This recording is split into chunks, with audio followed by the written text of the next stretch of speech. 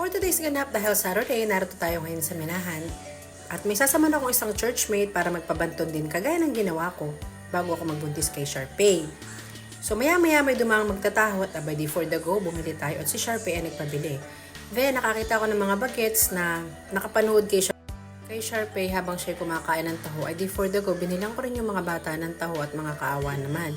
So ito, dumiretso na nga pala tayo dito sa IC Deck para kunin yung coupon ni Daddy Ronald kasi siya ay member ng IC Deck at kinuha na nga namin ni Sharpay din. After namin kunin, dumiretso kami dito sa Queen Cakes. Yes po, sa Queen Cakes namin napili na kumain. Marami namang options na pwedeng kainan pero dito namin napili. Ito yung coupon na ibinibigay at makikita nyo dyan sa list na yan may sisigutilyo at may Ionas, anything saan mo gustong restaurant kumain ay pwede kang kumain basta yung coupon bigay sa IC Deck. Then, ito nga pala napili namin kainin yung lasagna with chicken, saka konting bread lang. So, si Sharpay nga pala ay napakalikot, kaya sabi ko dito na lang kami kakain sa ibaba ng Queen Cakes. Kasi pag doon kami sa taas, ay baka mga laglag pa, ay delikado.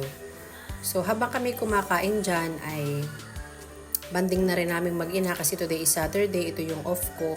At bihirang-bihirang mangyari yung kami ay magkabanding magmami kasi Monday to Friday hindi kami magkasama dalawa. So yan po, banding moment namin ng Saturday at sabi nga niya after namin kumain ay siya daw magpapabili ng laruan. So that time guys ay medyo umuulan-ulan sa labas at sabi ko paano kaya kami bibili sa labas ng gusto niyang laruan ay medyo umuulan. So sabi ko magpapahintay muna tayo ng pagtila at tayo bibili. Hindi talaga yung papayag na hindi siya papabili ng laruan bago kami umuwi sa amin. So ako nga pala dyan guys ay katatapos mag-deliver ng pipino juice. Tapos ay hindi pa ako tapos siya mag-deliver. Actually may mga bit-bit pa akong juice dyan at i-deliver ko after namin kumain. So yan ay around 1 o'clock PM nang kami ay kumakain dito sa Queen Cakes. At sabi ko parang kami lang yung kumakain dito sa baba. Karamihan ng kumakain dito ay nasa taas. So, pag may kasama kang ganito kalikot, ay much better dito ka na lang sa baba, guys. Dahil mamaya ay hindi mo alam, nagtatatakbo na diyan sa paligid ay nangalaglag pa, di ba ga? Mag-share lang ako sa inyo ng 8 summer tips, banding tips sa buong pamilya. Number 1, basahan sila ng libro araw-araw, gabi-gabi. Number 2 ay turuan ng bagong kakayahan ng mga bata. Number 3, samahan silang makinig ng musika, lumikha ng artwork. Siyempre, number 4, lumabas ng bahay. Ito na nga yung ginagawa namin, tumakbo, mamasyal habang ni-enjoy ng mga bata ang paligid, siyempre. Kasi yung mga bata ayaw lang nang basta nakakulong sa bahay. Number 5, makipaglaro.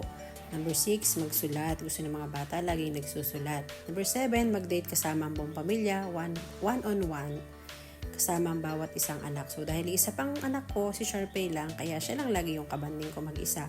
At last one, ito yung panahon ng isang memorable na road trip. Ito na nga yung pag si Sharpay ay dinadala ko sa isang lugar na hindi pa niya manararating. So, sorpresahin ng mga bata at sumakay sa kotse, dalhin sa mga lugar na hindi pa napupuntahan o gustong-gusto nilang balik-balikan.